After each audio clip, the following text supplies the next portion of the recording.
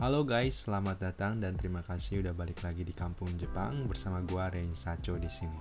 Pada kesempatan kali ini gue pengen ngobrol sama teman-teman yang ada di sana dimanapun Anda berada. Tema kali ini adalah kenapa sih kita harus bisa bahasa asing?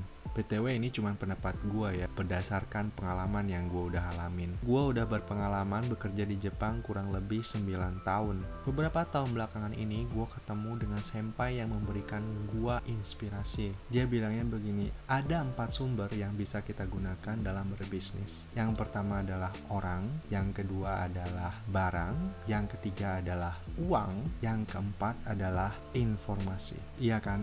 Dengan adanya orang berarti kita bisa memperkerjakan mereka untuk menghasilkan uang. Dengan adanya barang, kita bisa jual barang kita untuk menghasilkan uang, atau kita bisa manfaatkan barang tersebut untuk kita buat semacam produk dan bisa kita jual untuk menghasilkan uang. Lalu yang ketiga adalah uang. Dengan adanya uang, kita bisa membuka bisnis baru, kita bisa beli barang, kita bisa memperkerjakan orang, dan lain sebagainya. Dan yang keempat adalah informasi. Nah, dengan informasi tersebut kita bisa jual data tersebut kepada perusahaan lain, atau kita juga bisa menjadi konsultan bagi perusahaan-perusahaan lain atau orang-orang di sekitar kita, yang akhirnya nanti menghasilkan uang buat kita juga. Nah, disinilah pentingnya sebuah bahasa. Jadi bahasa bukan hanya sebagai alat komunikasi ya, tapi sebagai alat untuk menangkap informasi-informasi dari luar. Yang selanjutnya, informasi tersebut harus kita manfaatkan untuk diri kita dan orang-orang di sekitar kita. Karena guys, masalahnya adalah sumber dari Google aja kalau misalnya carinya dalam bahasa Indonesia, informasinya sangat sedikit. Jadi, kalau misalnya kita memiliki kemampuan dalam bahasa asing, berarti kita bisa memiliki kemampuan untuk membaca informasi yang sama dalam bahasa lain. Jadi, misalnya kalau di dalam Google untuk informasi A, cuma ada 100.000 dalam bahasa Indonesia. Dan misalnya kalau dalam bahasa Inggris ada 1 juta atau ada 2 juta, berarti kalian punya 2 juta ditambah 100.000, berarti 2.100.000 peluang untuk mencari informasi yang ingin kalian dapatkan. Jadi tujuan untuk belajar bahasa asing itu adalah untuk mendapatkan informasi yang ingin kita cari, yang selanjutnya nanti kita bisa manfaatkan untuk kehidupan kita dan kehidupan orang-orang di sekitar kita. Terus mungkin ada beberapa dari kalian yang bingung, gua harus belajar bahasa asing apa?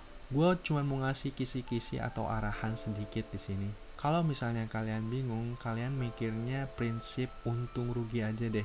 Yang dimaksud untung rugi itu apa? Maksudnya dengan mempelajari bahasa itu, nanti kalian akan dapat untung yang banyak. Maksud untung di sini adalah dapat gaji besar atau bisa memperluas bisnis kalian. Caranya gimana? Kita bisa cari dari aliran dana atau investasi yang masuk ke Indonesia. Nah, berdasarkan data dari BPS baru-baru ini, negara yang banyak merealisasikan investasinya ke Indonesia, yang pertama adalah negara Singapura, yang kedua adalah Cina, yang ketiga adalah Hong Kong, yang keempat adalah Jepang.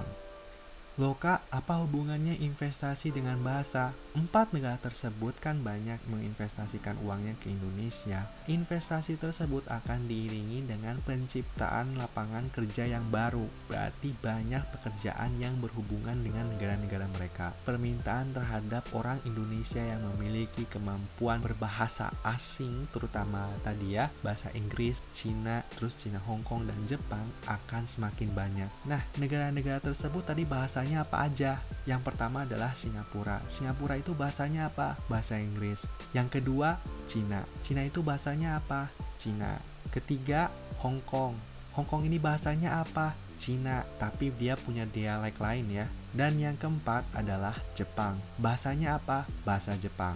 Gue pikir cukup untuk video kali ini. Semoga bisa kasih pencerahan walaupun sedikit, terutama buat adik-adik yang masih SMP, SMA, atau yang masih kuliah, atau yang masih bingung mau ngapain. Karena nggak ada kata telat buat belajar ya. BTW, gue ada pengumuman nih untuk penonton-penonton gue yang setia di Indonesia. Kedepannya konten-konten videonya bukan hanya tentang Jepang aja ya. Bisa tentang pemikiran gue, bisa tentang hobi gue, dan konten-konten lain yang ada di kepala gue dah. Gue harap kalian masih tetap nonton. Korekaramo oen yoroshiku onegai shimasu. Mite kurete arigato. Jana!